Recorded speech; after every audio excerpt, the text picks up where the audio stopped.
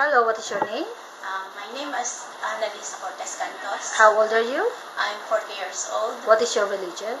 I'm Catholic. Are you married?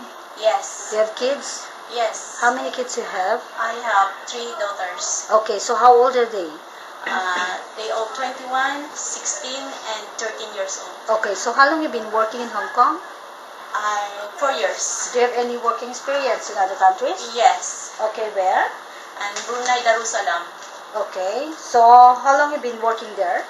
4 years. Okay, so how long you been working with your current employer? 2 years. Where's your employer living in? Taiwan. How many square feet of your employers? 1,800. How many family?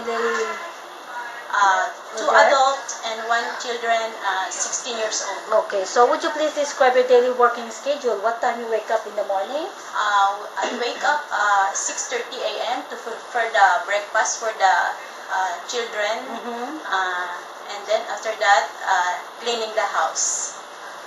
Okay, so what do you go market? No, Okay, so how about dinner? What time you cook? I prefer dinner I start at 6 p.m. 6 p.m. Okay, so what time they eat? We eat at 7, 7 o'clock. Okay, so what time you go to bed? 9. 9 o'clock. Okay, thank you so much.